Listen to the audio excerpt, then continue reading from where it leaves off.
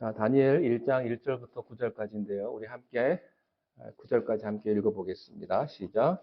유다 왕 여호야김이 다스린 지 3년이 되는 때에 바벨론 왕 느부갓네살이 예루살렘에 이르러 성을 에워쌌더니 주께서 유다 왕 여호야김과 하나님의 전 그 얼마를 그의 손에 넘기심에 그것을 가지고 신할 땅 자기 신들의 신전에 가져다가 그 신들의 보물 창고에 두었더라. 왕이 환관장 아스부나스에게 말하여 이스라엘 자손 중에서 귀족 몇 사람 곧 흠이 없고 용모가 아름다우며 모든 지혜를 통찰하며 지식에 통달하며 학문에 익숙하여 왕궁에 설 만한 소년을 데려오게 하였고 그들에게 갈대아 사람의 학문과 언어를 가르치게 하였고 또 왕이 지정하여 그들에게 왕의 음식과 그가 마시는 포도주에서 날마다 쓸 것을 주어 3년을 기르게 하였으니 그 후에 그들은 왕 앞에 서게 될 것이더라.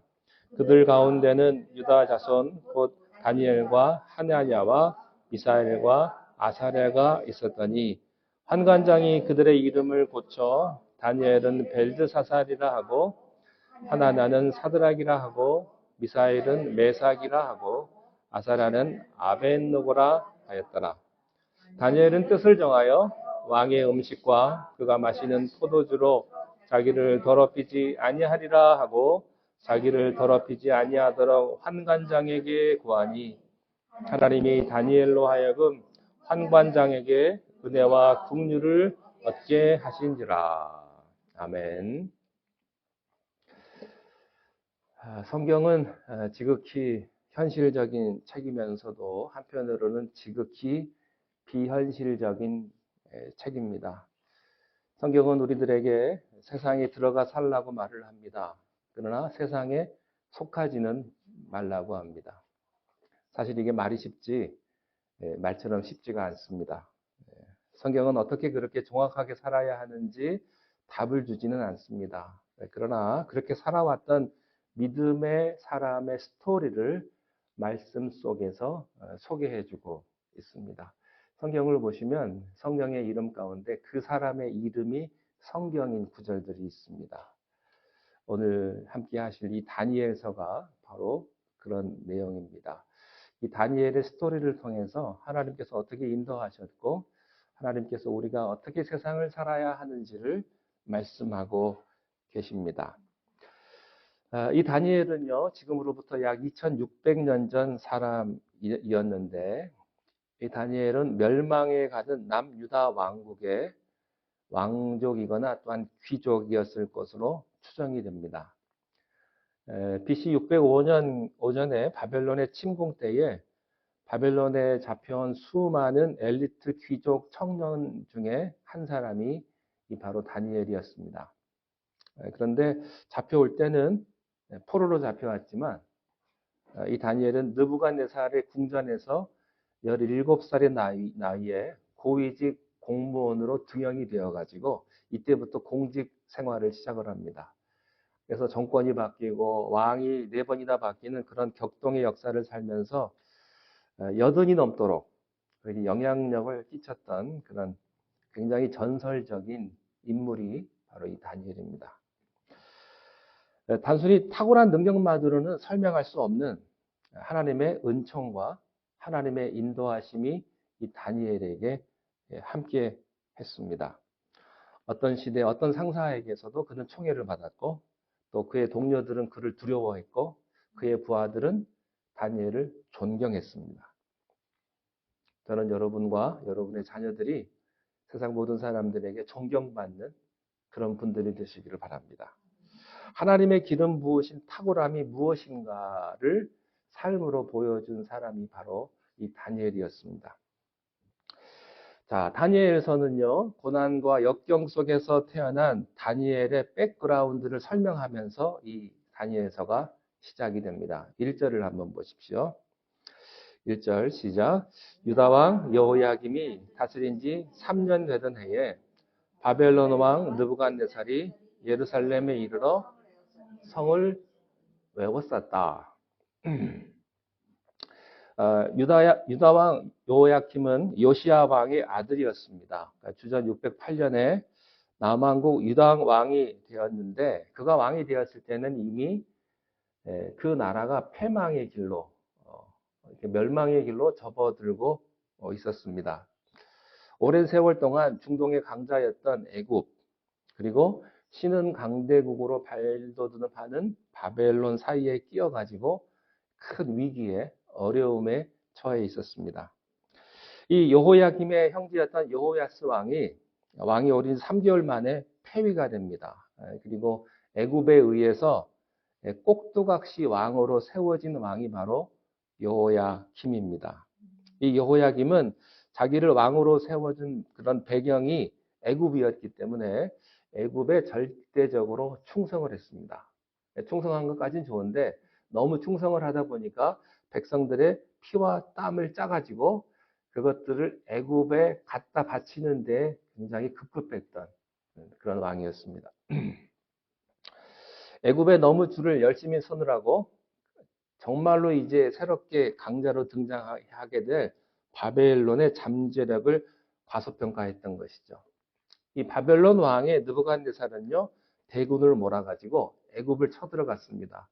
그리고 애굽 전체를 다 함락시킨 다음에 북상을 해가지고 유다를 치러 갑니다. 그리고 예루살렘을 포위를 합니다.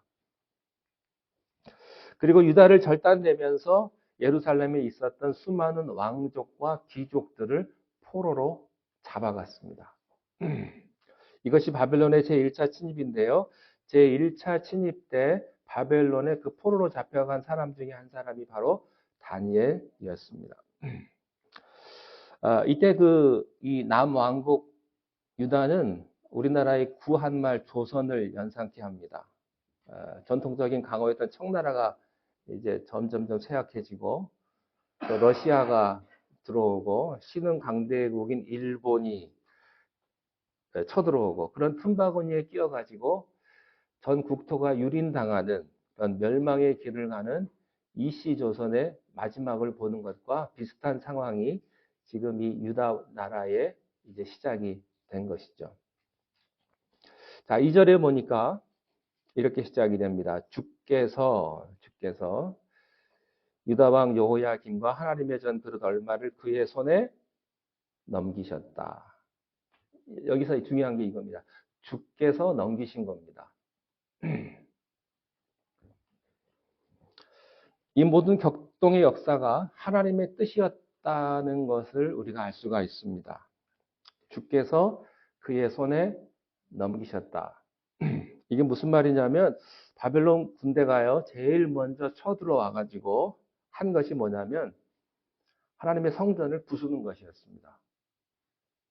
그리고 성전에 들어가서 하나님께서 드리는 그 제사를 드릴 때 드리는 그 모든 집기들을 가져다가 바벨론 자기 나라 땅으로 가가지고 자기들의 신전에다가 그것을 다 갖다 놓은 겁니다. 왜냐하면 이 바벨론 사람들이 이 성전, 이스라엘 예루살렘에 있는 성전이 유다 백성들의 자존심이라는 것을 알았기 때문이에요. 그래서 그 자존심을 짓밟아 버린 거죠. 옛날에는요, 나라와 나라들이 전쟁을 하게 되면 그 국가를 지켜주는 신들끼리 전쟁을 한다고 믿었습니다. 그래서 바벨론이 이스라엘을 이겼다고 하는 것은 바벨론의 신이 이스라엘의 하나님을 이겼다라고 생각을 한 거예요. 그래서 그 상징으로 이스라엘의 하나님께 드렸던 성전의 기물들을 전부 다 바벨론 신으로 옮겨 놓은 것입니다. 그래서 우리의 신이 이스라엘 신 여호와를 이겼다, 이렇게 그들은 생각을 했던 것이죠. 그런데 중요한 것은요, 하나님께서 그런 수치를 감내하면서까지 유다가 바벨론에게 짓밟히는 것을 허락하셨다는 거예요. 허락하셨다는 게 중요합니다. 왜냐하면요, 유다 백성들이 하나님을 버렸기 때문이에요. 우상을 섬겼기 때문이죠. 이스라엘 백성들은요, 우상을 섬기면서도 믿는 구석은 뭐였냐면 하나님의 성전만 있으면 우리를 건들지 못한다, 그런 생각을 갖고 있었어요. 할 건 다 하고 우상 숭배 다 하면서 성전만 있으면 우리는 안전할 것이다. 하나님이 지켜줄 것이다. 이렇게 생각을 했었던 것이죠. 가끔 우리도 그런 생각을 합니다. 내가 밖에 나가서 무슨 짓을 하든지 내가 하나님만 믿으면 하나님이 다 해주시지 않겠느냐? 그렇지 않아요. 성전이 중요한 것이 아닙니다. 내 마음이 중요한 것입니다. 내 마음이 어디를 향하고 있느냐가 중요한 거예요. 그래서 하나님께서는요, 그들을 바벨론에게 내어 주셨다 하는 겁니다. 하나님께서는 이미 마음이 떠난 이스라엘 백성들을 징계하신 것이죠. 그래서 다니엘은 이런 참 고난의 역사 가운데서 태어났습니다. 15살의 나이에 그는 포로가 되어서 부모 형제로부터 떨어져서 이역만리 타국으로 끌려갑니다. 그리고 죽을 때까지 고향 땅을 밟지 못하고 다른 나라에서 생을 마감합니다. 많은 사람들이 자기가 불행한 이유는 환경 때문이라고 이야기합니다. 내가 시절을 잘못 태어났다. 또 내가 능력 있는 부모를 만났다면 좋았을 텐데. 또 세상 말로 내가 조금 더 재수가 좋았으면 좋았을 뻔했는데. 그렇게 생각하고 이야기도 합니다. 그리고 이런 원망과 불평으로 평생을 보냅니다. 그러나 다니엘은요, 다니엘 같은 하나님의 사람은 어디에 내놔도, 어디에 던져놓아도 빛을 발하는 그런 보석과 같은 사람이라는 것을 우리들에게 보여주고 있는 것입니다. 우리가 어느 시대에 있느냐, 어떤 환경에 있느냐가 중요한 것이 아니고 우리가 하나님과 함께 하느냐, 그것이 중요하다고 하는 것을 다니엘서를 통해서 우리들에게 보여줍니다. 다니엘의 인생을 보면요, 우리는 환경을 탓할 수 없습니다. 15살의 나이에 한참 예민한 사춘기인데 그 나이에 유학을 간 것도 아니고요, 포로로 끌려갔습니다. 세상적인 관점에서 보면요, 이렇게 재수 없는 운명이 어디 있겠습니까? 이렇게 척박한 환경이 어디 있겠어요? 근데 다니엘의 인생은 그렇게 시작이 되었습니다. 그렇지만 우리가 어떤 환경에서도 하나님의 신실하심을 믿고 의지한다면 하나님은 반드시 우리가 최악이라고 하는 상황 속에서 최고의 열매를 맺게 하실 것입니다. 로마서 8장 28절에 하나님을 믿는 자, 하나님을 사랑하는 자, 곧 그의 뜻대로 부르심을 받은 자들에게는 모든 것이 합력하여 선을 이룬다. 하나님을 사랑하는 자에게는 하나님께서 모든 것이 합력하여서 선을 이루게 해주신다. 이 말씀을 여러분들이 믿으시기를 바랍니다. 자, 그러니까 하나님께서 부르셨기 때문에 우리를 둘러싸고 있는 그런 참 기가 막힌 격동의 역사, 아마 전쟁의 그런 상황 속에서 태어나시고 그런 대한민국의 역사, 요즘 현대의 역사가 참 격동의 역사 아닙니까? 그런 역사를 어떻게 보면요, 참 고달픈 역사, 참 재수 없는 역사, 이렇게라고 할지 모르겠습니다만 그것을 뚫고 나와보면 더 크고 놀라운 하나님의 계획을 이뤄낼 수 있다라고 하는 것입니다. 교회의 역사에서 보면요, 교회가 언제 꽃을 폈는지 아십니까? 한국을 보십시오. 한국이 가장 힘들고 어려울 때 한국교회가 꽃을 핍니다. 오래전에는 가장 많은 선교사들이 조선으로 들어왔지만 지금은 세계에서 가장 많은 선교사를 파송하는 나라가 한국이 되었습니다. 그러니까 환경이 중요한 것이 아닙니다. 여러분이 힘들고 어려울수록 하나님께서 그때 여러분과 함께 하시고 그때 더욱더 하나님의 은혜를 우리가 체험할 수 있는 시간이라는 사실을 꼭 기억하시고 힘들고 어려울수록 더 주님 앞에 기도하시고 매달리시기 바랍니다. 자, 그런데 다니엘이 끌려오긴 끌려왔는데요. 그냥 노예로 끌려온 것이 아니고 바벨론이 치밀하게 준비했던 유학생으로 사실은 끌려온 거예요. 근데 이 느부갓네살 왕이요, 무력만 강한 왕이 아니었습니다. 점령한 각 속국의 보물들 중에서도 제일 귀한 보물은 무엇이냐? 그 나라의 인재들이라는 것을 그가 알았어요.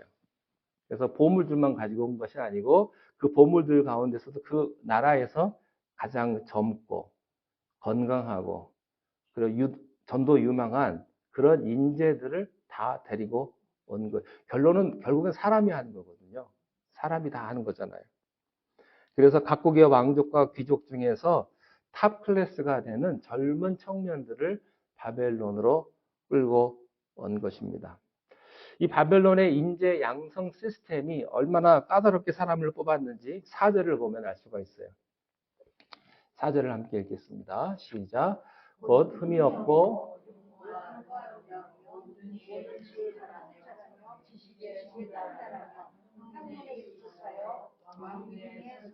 소년을 데려오게 하였고 그들에게 갈대아 사람의 학문과 언어를 가르치게 하였다. 여기 보시면 흠이 없고 용모가 아름답다 하는 것은요. 일단 육체가 외모적으로 탁월했고 건강했다는 표현입니다. 그 모든 서방의 교육 시스템을 보면요. 굉장히 스포츠가 강합니다. 그렇죠? 미국만 하더라도 대학 미식축구, 대학 농구, 이 스포츠가 굉장히 강해요.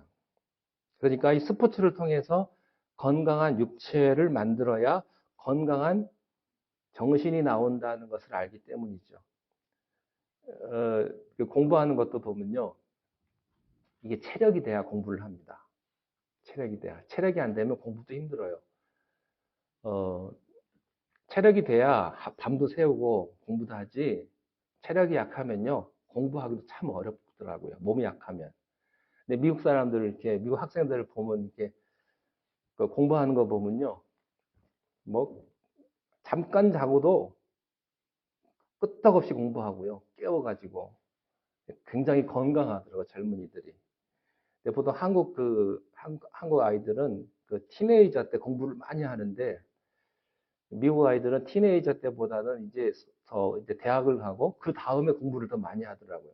근데 체력이 되니까요, 이 닥터 공부하는 거 보면요, 아주 그냥 밤을 며칠을 새도 끄떡없습니다. 근데 한국 아이들은요, 몸이 약해가지고, 그렇게 공부하면요, 힘들어요. 같이 잘 안 되더라고요. 그러니까 우리가 너무 이렇게 정신만 강요하지만 사실은요, 우리 육체도 굉장히 건강이 중요하다는 거죠.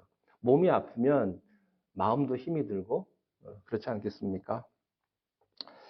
자, 모든 지혜를 통찰하며 지식에 통달하며 학문에 익숙했다라고 하는 것은 단순히 공부만 잘하는 것이 아니고 어떤 분야든 가르치면 깨우칠 정도로 학구적인 능력과 합숙 능력이 뛰어났고요. 배운 것을 빨리 적용할 수 있는 능력이 있는 그런 인재였다라고 하는 뜻입니다. 그러니까 왕족과 귀족의 자제라고 해가지고 그냥 데려온 것이 아니고 골라서 데리고 온 거예요. 그리고 데리고 와서 갈대아 사람의 학문과 언어, 바벨론의 학문과 언어로 다시 훈련을 시킨 것입니다. 여기에는 두 가지 목적이 있었는데요. 이렇게 전 세계의 인재를 뽑아와가지고 바벨론 제국을 이끌어 나갈 핵심 싱크탱크로 만들기 위함이었습니다. 그리고 이 바벨론적 사고로 무장한 인재들을 나중에 각각 자기 나라들, 속국의 지도자로 돌려보내가지고 전 세계를 친바벨론의 세계로 만들겠다고 하는 그런 뜻이 있었던 거죠. 그래서 사실 로마 제국도요, 이 시스템을 따라 했고요. 지금 미국도 마찬가지입니다. 미국 대학도요, 전 세계 사람들이 다 미국의 대학에 와가지고 공부하지 않습니까? 이 사람이 미국의 대학에 와서 공부를 하기 때문에 친미적인 사고를 가질 수밖에 없어요. 그래서 자기 나라로 돌아가서 굉장히 미국과 친화적인 그런 관계를 유지하는 그런 시스템이, 이런 교육의 시스템이 그때 바벨론에도 있었다고 하는 것입니다.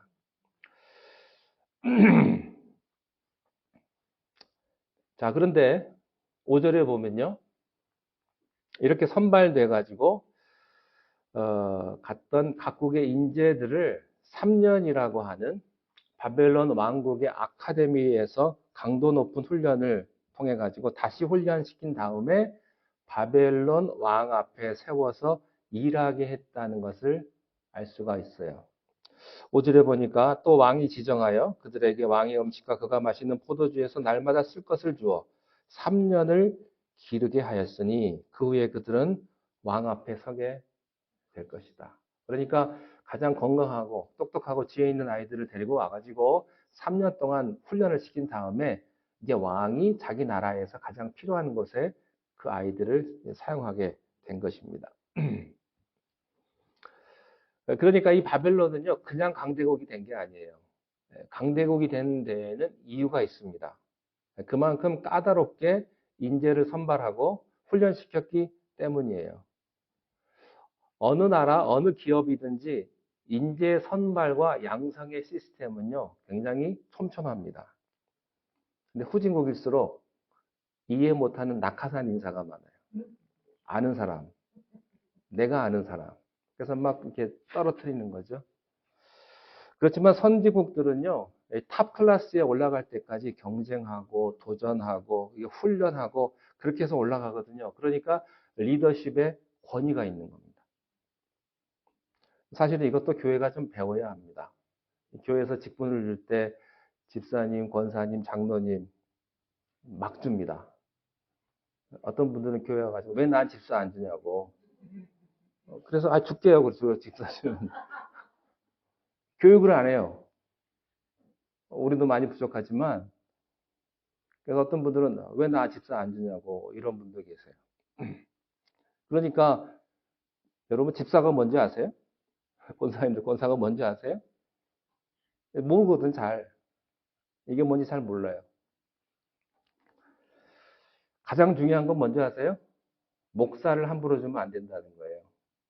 근데 요즘은요, 맘만 먹으면 어디 가가지고 한 몇 달 공부하면 목사 안수 줍니다. 실제로 그래요. 제가 아는 한 교회 전에도 한번 말씀을 드렸는데요. 그 교회 집사님이 장로가 그렇게 되고 싶었나 봐요. 목사님한테 나 장로 좀 달라고.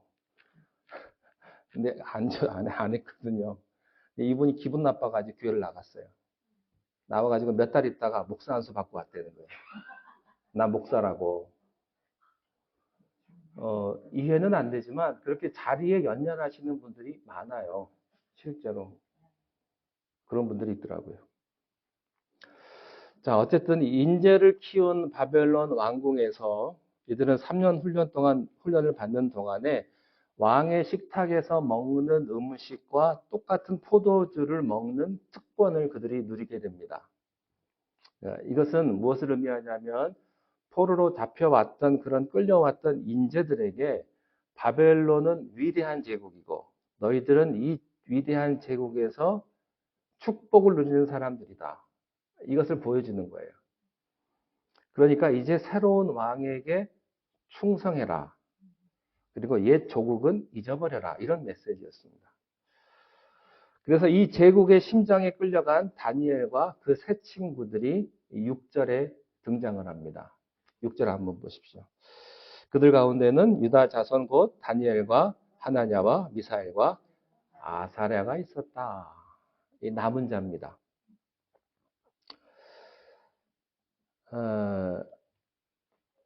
여러분, 이 사람들이 있었다 이 말이 왜 중요하냐면요. 이스라엘은 지금 다 망해가거든요. 다 사라지게 될 거예요. 눈에 보이는 이스라엘 왕조는 망해가고 있었습니다.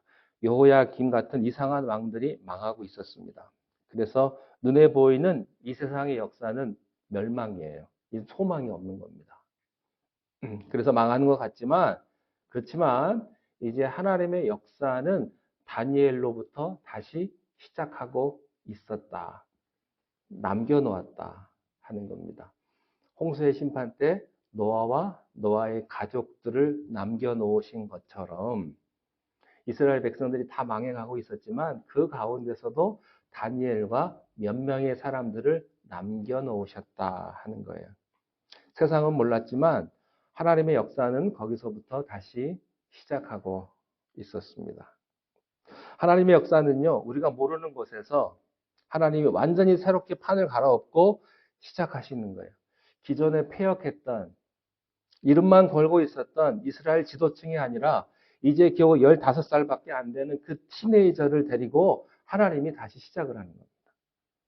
몇 명 안 되는 그런 어린아이들을 데리고 하나님이 이제 시작을 다시 하시는 거예요. 자, 다니엘입니다. 이 다니엘은요, 하나님은 나의 재판장이십니다. 라는 그런 뜻입니다. 그러니까 이 남은 자들의 역사가 바로 성경의 역사예요. 여러분들이 기억을 하십시오. 이 남은 자라는 말씀은 제가 앞으로도 다른 성경에서 계속해서 하실 거예요. 이 남은 자에 대한 이런 마인드가 여러분 있으셔야 성경이 쉽게 이해가 됩니다. 이 남은 자, 다니엘을 통해서 새롭게 쓰여지는 역사입니다. 바벨론은 힘으로 유다를 무너뜨렸지만 유다의 하나님은요, 다니엘, 그 어린 아이들을 통해 가지고 역사하셔 가지고 나중에 바벨론의 최고 권력자인 느부갓네살이 이 다니엘을 통해서 하나님의 권위 앞에 무릎 꿇게 하십니다. 그리고 이 느부갓네살이 하나님 앞에 영광 돌리게 만드시는 거예요. 그러니까 우리는 이 눈에 보이지 않는 하나님의 놀라운 섭리를 그리고 놀라운 역사를 우리가 바라볼 수 있어야 한다는 거죠. 자, 포로로 끌려갔던 다니엘이요. 그의 이름 창씨 계명을 강요받습니다. 이름을 다 바꿔요. 바벨론식 이름으로 바꾸는 거예요. 우리 한국의 이름 중에 자로 끝나는 게 다 일본식 이름 아닙니까? 아들 자자 써가지고. 그러니까 일본식으로 다 바꾸는 거예요. 이름은 굉장히 중요하거든요. 굉장히 중요한 뜻이 있어요. 유대 민족이 아이들에게 이름을 줄 때는요, 그 아이의 운명을 주는 거예요. 근데 어떤 분들은요, 아이들 이름 지을 때 그냥 술 먹고 막 지으는 분도 있어요. 그 딸만 나가 1순, 2순, 3순, 4순 이렇게 이렇게 짓기도 하고, 예. 아들 기대했는데 딸이 나오니까 기분 나빴다 이거예요. 그래가지고 그냥 딸 이름을 막 짓고. 근데 이름이 굉장히 중요하거든요. 사람이 그 이름대로 가기도 하고. 다니엘이라는 이름도요, 하나님이 평생 이 아이를 판단해 주십시오라고 하는 의미를 줬어요. 그의 친구 하냐냐의 이름은요, 하나님이 평생 이 아이에게 은혜를 베푸소서 이런 뜻입니다. 미사일은 하나님과 같은 분은 누구인가? 아사라는 하나님은 나의 도움이시다. 이런 뜻을 가지고 있었습니다. 이런 하나님의 이름을 가진 사람들인데 갑자기 바벨론식 이름을 갖다 붙여준 겁니다. 그러니까 이젠 반대로 바벨론의 이름은요, 바벨론의 신의 이름들이 들어있게 된 거예요. 그런데요, 다니엘이요, 이 폭풍 같은 이 바벨론식 문화에 순응해 가는 과정을 그대로 다 그가 받아들였다고 하는 거예요. 예. 바벨론이 준 이름도 받았고, 바벨론 학문도 공부하고, 바벨론 문화도 다 받아들였다는 겁니다. 다 순응을 했어요. 왜냐하면요, 다니엘은 바벨론식 이름이 들어있는 바벨론식 이름이 자기의 진짜 이름이 아니라는 것을 마음으로 알고 있었거든요. 자기 마음의 이름은 다니엘이에요. 누가 뭐래도. 사람들은 그렇게 불러도요, 나는 아니다 이거예요. 다른 사람이 중요한 게, 다른 사람이 어떤 이름을 불러주느냐가 중요한 것이 아니고, 여러분 마음속에 내 이름은 이거다. 나는 하나님의 자녀다 이거예요.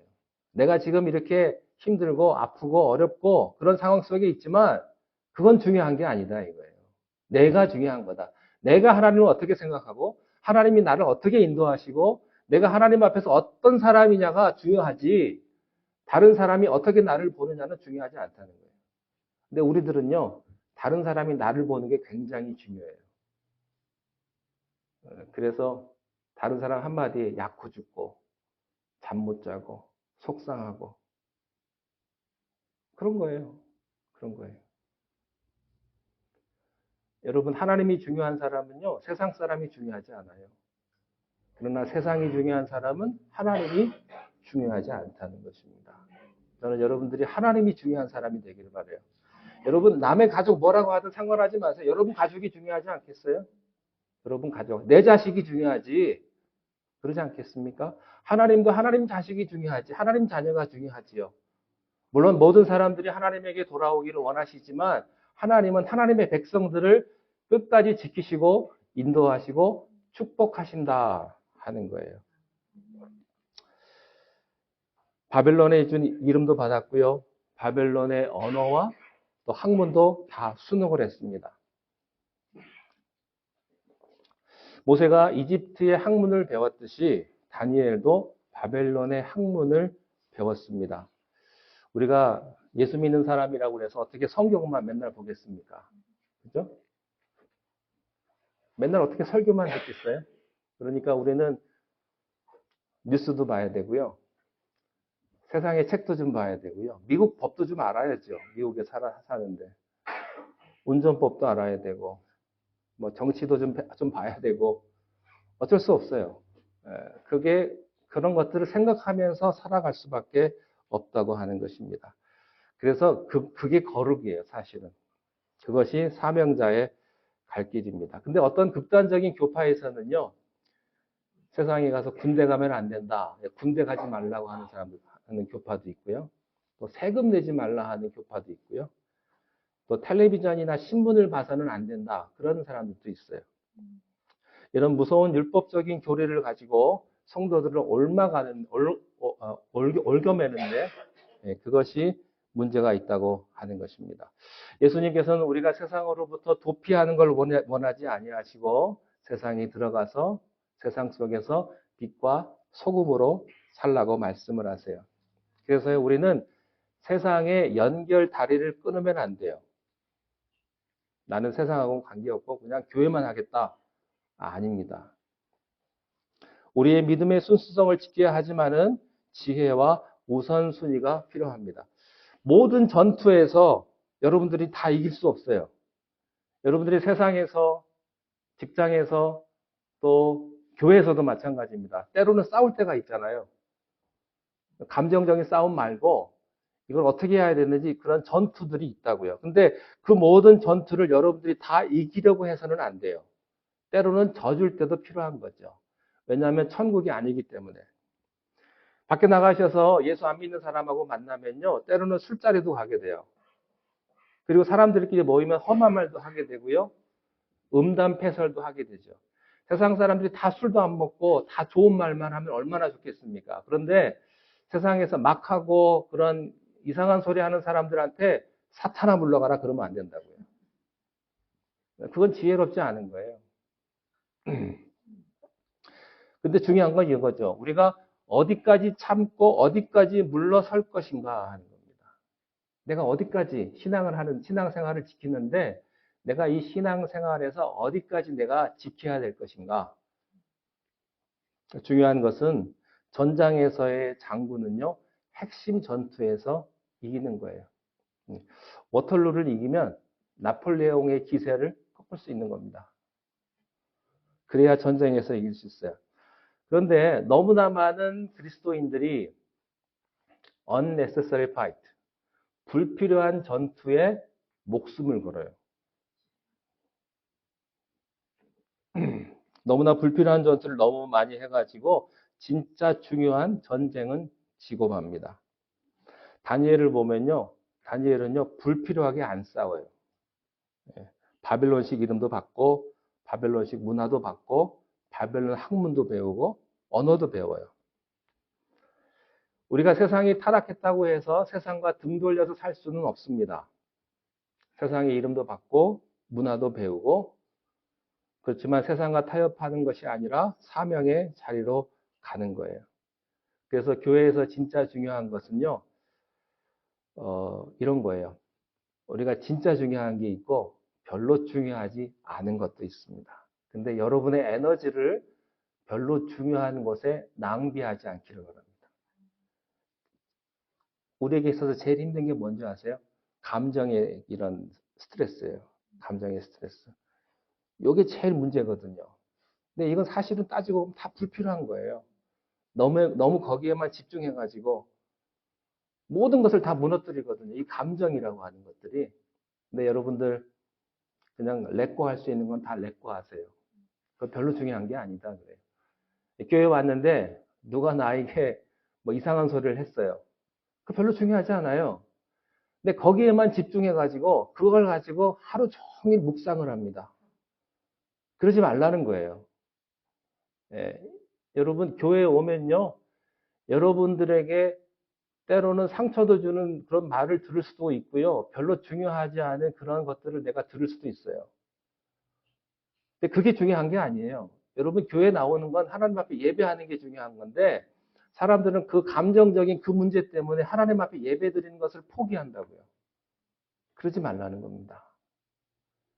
꼭 기억하십시오. 불필요한 것, 너무 거기에 감정 소모하지 마시고, 너무 여러분의 에너지를 불필요한 곳에 쏟지 마십시오.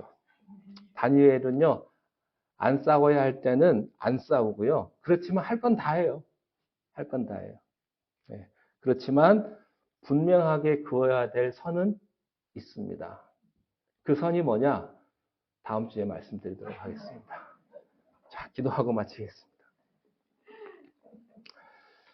하나님 아버지, 우리가 주님 은혜 가운데 신앙생활합니다.